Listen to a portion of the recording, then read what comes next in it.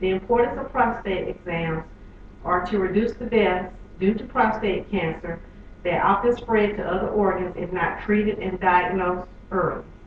Prostate cancer is a cancer that grows in the prostate gland. The prostate is a small walnut-sized structure that makes up a part of a man's reproductive systems. It wraps around the urethra, which is the tube that carries urine out of the body. Doctors and researchers to this day have not determined the cause of prostate cancer. It is unknown today. Prostate cancer is the third most common cancer that causes death for men 75 or older, although you need to be tested as early as 40 or start getting a screening done as early as the age of 40. The American Cancer Society reports that 1 out of 6 men are due to have a risk of prostate cancer. Some possible signs are weak or interrupted urination flow, blood in the urine, blood in the semen, frequent burning or pain when you urinate. Some tests that are used to diagnose prostate cancer is a digital rectal exam. This is when the doctor or nurse inserts a lubricated glove. Well, they lubricate a glove and stick one finger in the rectum and fills the prostate through the prostate walls to make sure there are not any lumps or abnormal areas. Another test is performed is actually a lab test. It's called a prostate-specific antigen, also known as a PSA. It is a test that measures the level of PSA in the blood. PSA levels may also be high in men who have an infection or any inflammatory inflammation of the prostate. A transrectal ultrasound is a procedure in which a probe is inserted, and the probe is about the size of your finger, into the rectum to check the high energy sound waves of internal tissues or organs, and it makes echoes. This procedure may be used during a biopsy procedure as well.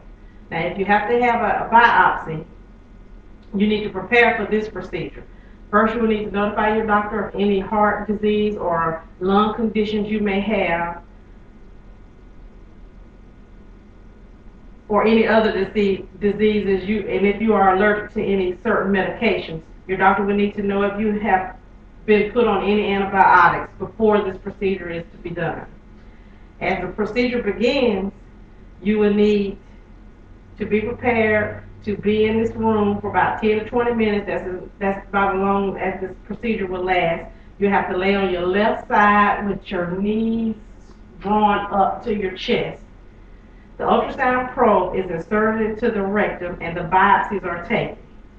You may feel some discomfort, but if there is a numbing medication that can be used to relieve you of any discomfort. After the procedure, the biopsies will be sent to a lab. Your doctor will notify you of the results once they are available.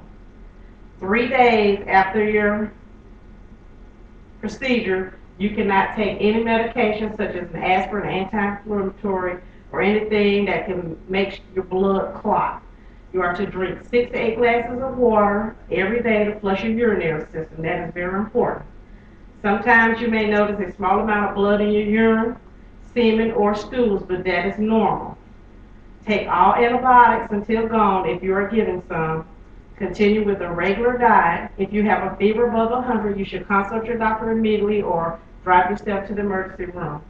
Some men may go through a session where they have to be going through chemotherapy after a biopsy reveals that you have a tumor. Surgery is one way to get help from prostate cancer. Removal of the prostate gland is often recommended for treatment. This procedure is lengthy and usually done with a general or spinal anesthesia. You may have to be hospitalized for 5 to 7 days. This surgery is done by a urologist. The earlier you are tested, the better you are to get the professional help you need to survive. Many men survive prostate cancer. The key to winning is to maintain regular checkups and proceed with proper treatment. I don't know if anybody out there knows of Charlie Wilson, who was a member of the Gap Band way back in the 80s. Big time group singing. He is a survivor of prostate cancer, and he has a website on the Prostate Cancer Foundation, where he has a site where you can give donations. But he is one person you may want to read about that has survived this ordeal and has came through and is living a normal, healthy life right now. So if you would like to make a donation, you can also contact the Prostate Cancer Research Institute. You can also participate in events to help you. They have events that can help you get involved with curing cancer, prostate cancer, and just developing new treatment ideas. Being diagnosed with prostate cancer is a way to better your lifestyle and to get the help that you need early. Thank you.